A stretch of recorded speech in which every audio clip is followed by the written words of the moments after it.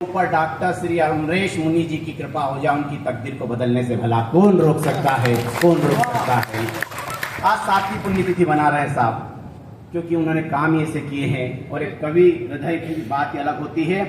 मैं चार पंक्ति और कहना चाहता हूँ, क्योंकि वो पढ़ना मेरे लिए मजबूरी है। चार पंक्ति बहुत जरूरी भी है कि भूखे पेट भजन नहीं होता, कोई भी काम करने का मन नहीं होता, और कवियों के लिए ताली से बढ़कर दुनिया में कोई भी धन नहीं होता।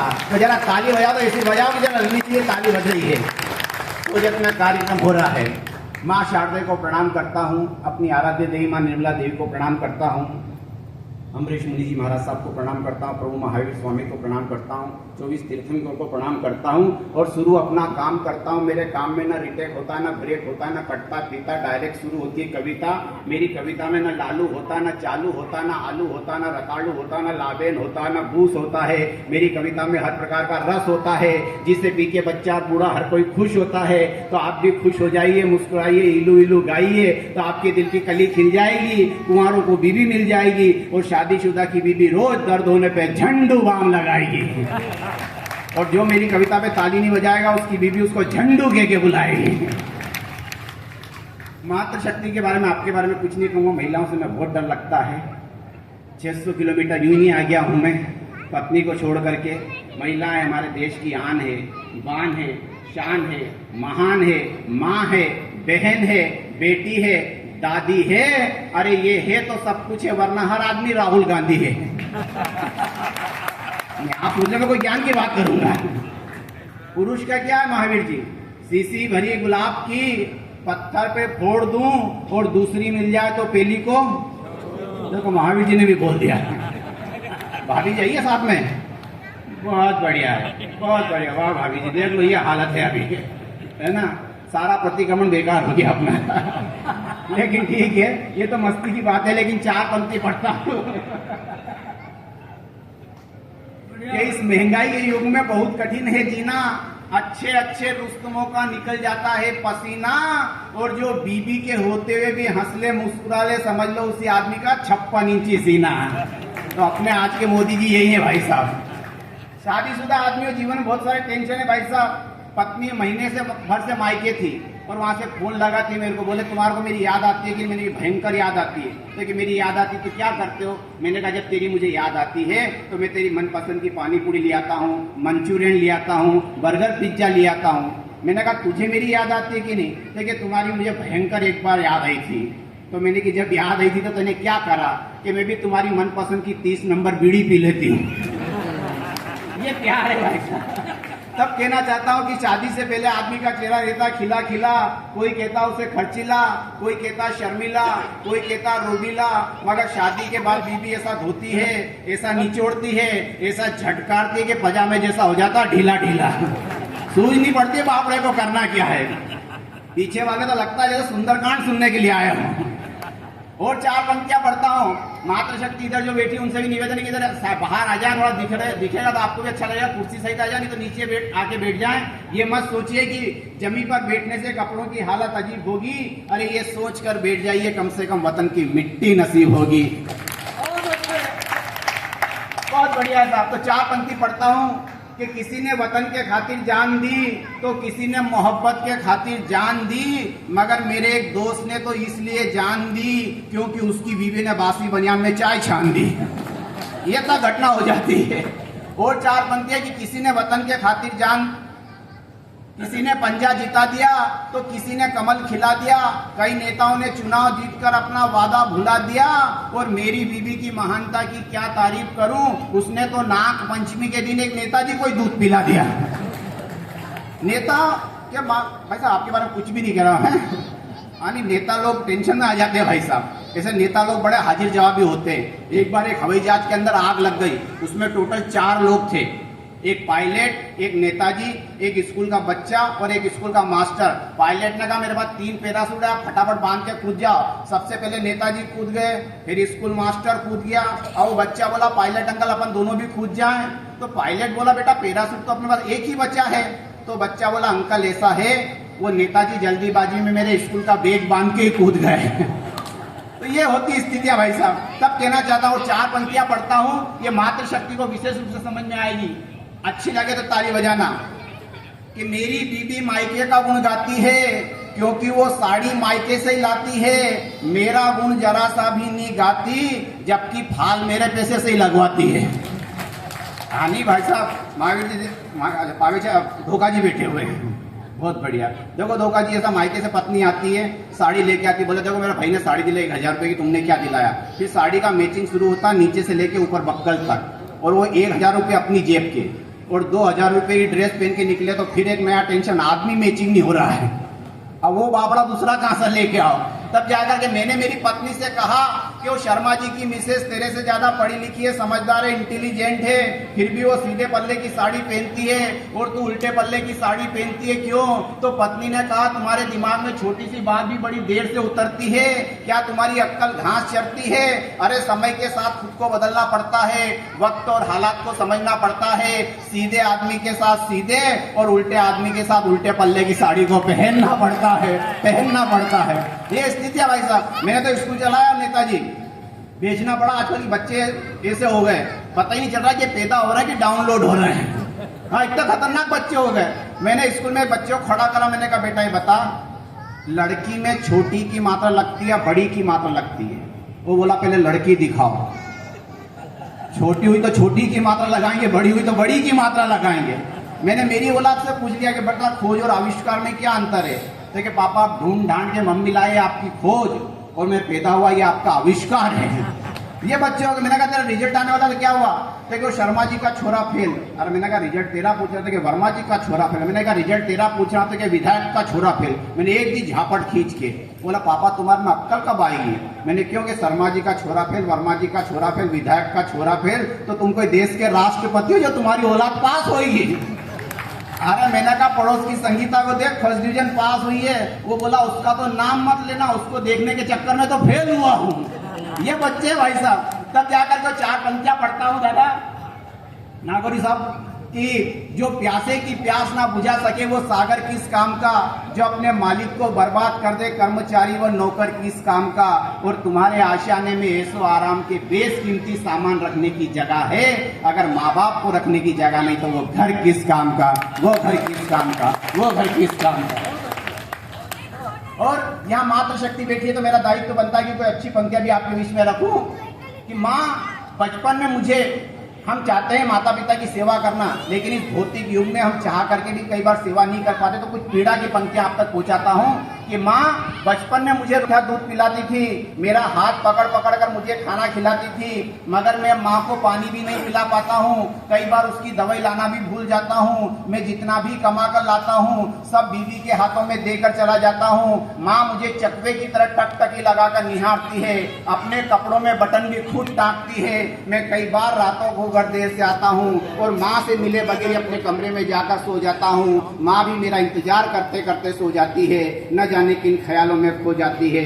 अरे माँ ममता की ऐसी मूरत है जो कभी पूरी नहीं हो पाती, उसकी दवाएं कम हो जाए मगर दुआएं कम नहीं हो पाती, दुआएं कभी कम नहीं हो पाती, दुआएं कभी कम नहीं हो पाती। बहुत अच्छा है। और 4 पंक्तियां पढ़ता हूँ साहब, आप भी ताली बजा सकते हो। क्या नाम है आपका? प्रवीण? अनिल जी, बहुत बढ़िया अनिल जी। आपके बारे में कुछ नहीं कहूंगा, नहीं आपको शायद पता नहीं होगा, लोगों ने बताया होगा नहीं बताया होगा। एक आदमी के सर पे 2 महिलाएं हाथ फेरती है, एक माँ और एक पत्नी। जब माँ हाथ फेरती तो बाल बढ़ना प्रारंभ होते हैं, और जब पत्नी हाथ फेरती तो सुपड़ा साफ हो जाता है, और किसी किसी को देख के तो ऐसा लगता है पूरे मोहल्ले ने हाथ फेरा हो। अच्छा फिर भी अनिल जी आपके तो इतनी खेती बाकी है, एक के तो बिल्कुल भी नहीं थे, जरा सपाचट हो रही आप। और पत्नी के पास में गया और पत्नी से बोले बिना कलर का टी-शर्ट पहन के कि आज मैं कैसा लग रहा हूँ? पत्नी ने कहा तुम आज ऐसे लग रहे हो, ऐसे लग रहे हो जैसे फटे मोजे में से अंगूठा बाहर आ गया हो। ये स्थिति है। तो जिंदगी में कभी खुशी होती है तो कभी गम होता है, ताली वही बजाता है जिनके हाथों में दम होता है। तो जरा दम हम दिखा दो भाई। बहुत बढ़िया भाई साहब। ये बच्चे देखो अभी उछल कूद कर रहे हैं। बेटा बैठ जाओ, तुम ज्यादा घूमने से कोई फायदा नहीं। वो राहुल गांधी बापड़ा खूब घूमा फिरा, अभी तक शादी नहीं हुई है। हाँ लड़कियों की बड़ी कमी है, मेरे को सारी बातें बतानी पड़ेगी। और फिर कुंवारे आदमी की क्या स्थिति होती है नेताजी? रात को कमरे में राहुल गांधी बेचारा पूरा देश घूम ले, अमर कंटक से लेकर अटक से लेकर कटक। तो फिर रात को जब अपना दरवाजा लगाता तो रात के 10 बजे के बाद कुंवारे आदमी को एक ही गीत याद आता है, मेरा जीवन कोरा कागज कोरा ही रह गया, जो मिला था बाप दादा से मोदी संग बह गया मेरा जीवन। तालियां बजाओ। अपन पत्नी पीढ़ी का आदमी, थोड़ी सी तो इज्जत रख लो अपनी। हाँ, बहुत सारे टेंशन है साहब। कुछ पंक्तियां पढ़ता हूं कि मैंने पत्नी से कहा कि मैं पति की जगह गणपति होता तो कितना अच्छा होता। आप पता नहीं, आपकी चाल से, ढाल से, गाल से, जेब में फंसे रुमाल से ऐसा लग रहा है जैसे आज ही आया अपने ससुराल से। ससुराल भी यही है, बहुत बढ़िया है। साला जी मूछ वाला बहुत बढ़िया, अपन ने कटवा ली है। रोज रोज झुकने से अच्छा भाई साहब कटवा लेना चाहिए। मैंने भी कटवा ली, पहले मैं भी बड़ी बड़ी रखता था। और महावीर जी को अच्छी तरह से पता है, पहले ठाकुर लोग ऊंची ऊंची मूछ रखते थे। देखिए कि ठाकुरों के ऊपर मूछ, उनकी मूछ देखी थी ना बेटा? छोरों ने देख रखी है, फोटो में देख रखी है। हाँ, तो मूछे रहती है ऊपर की तरफ और बट देते थे। उनकी मूछों को देखो और घड़ी के कांटे को देखो, ऐसा लगता 8:10। अब इनकी देखो साले साहब की मूछ, तो ऐसा लगता है जैसे 8:20 हो रहे हैं। किसी की सीधी सीधी रहती है, ऐसा लगता है 9:15 बज रही है। और कोई जरा सी बीच में रखते हैं, उनके लगता है ऐसा कि 12 बजी घड़ी की। और हमारे को देखो तो घड़ी में कांटे नहीं पर भन्नाट चल रही है। ये स्थिति है भाई साहब। तो आइए साहब, कुछ अच्छी पंक्तियां आपके बीच में रखने की कोशिश करता हूं। मुझसे कहा गया कि मालवी की कविता सुनाना, क्योंकि मैं मध्य प्रदेश से आया हूं और मालवा और राजस्थान की भाषा में ज्यादा अंतर नहीं है। ऐसे मेरा सौभाग्य ये है कि यहाँ रोहिड़ा गांव है, स्वरूपगंज के पास में, वहीं से हमारे पूर्वज निकले हैं। मामा का गांव उदयपुर है, तो ये यहाँ की भाषा में, वहाँ की भाषा में ज्यादा अंतर नहीं है। तो आइए मैं आपको मालवी भाषा की कविता सुनाना चाहता हूँ। एक बार जोरदार ताली बजा करके मुझे बताइए।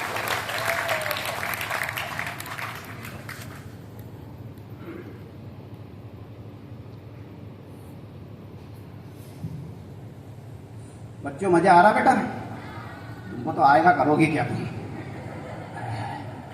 बहुत बढ़िया लगी भाई साहब। वास्तव में महावीर जी, धोखा जी, आजकल के बच्चे इतने खतरनाक। में सज्जन के घर पे गया, वो सज्जन नहीं मिला, उनका बच्चा मिला। तेरे पापा कहाँ गए?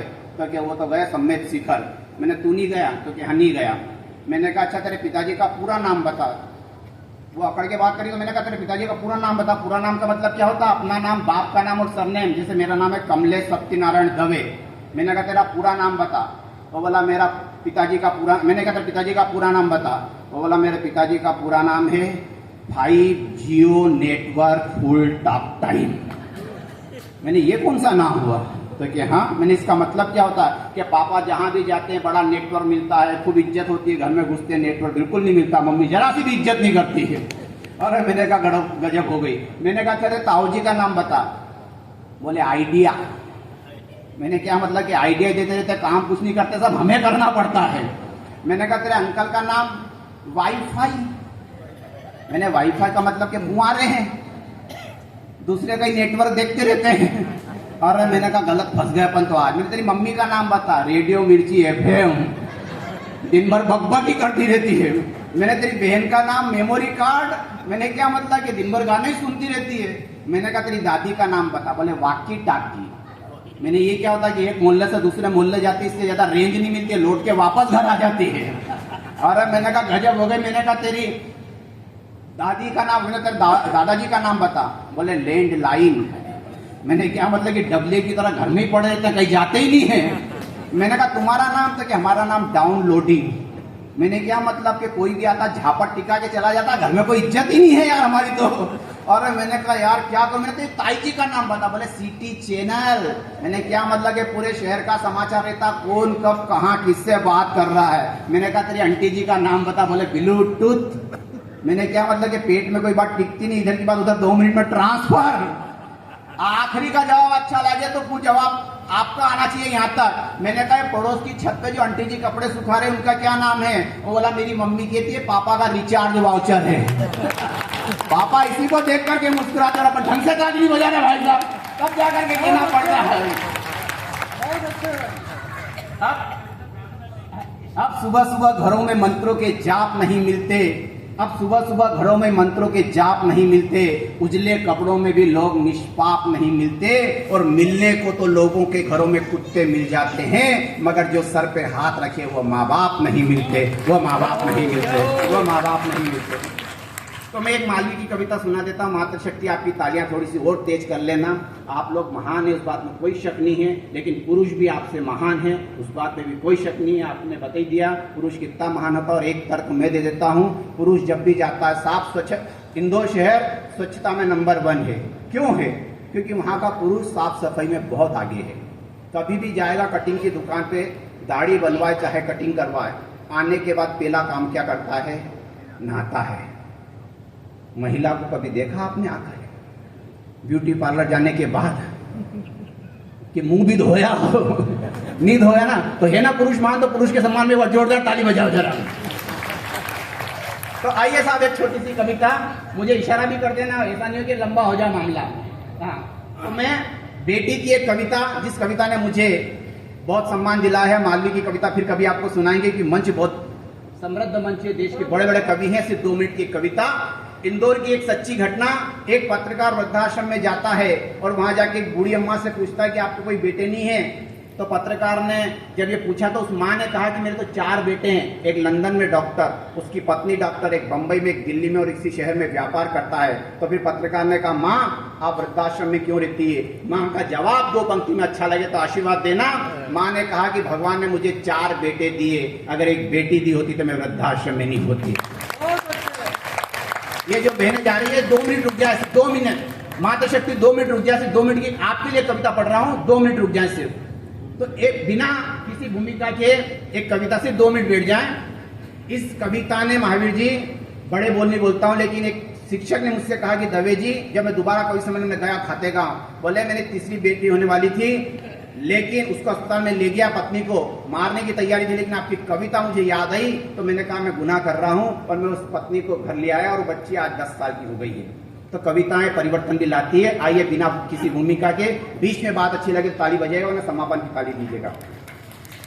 कि बेटी के लबों से निकले हुए हर लफ्ज में शहद जैसी मिठास होती है, गम कोसों दूर हो जाते हैं जब वो हमारे पास होती है।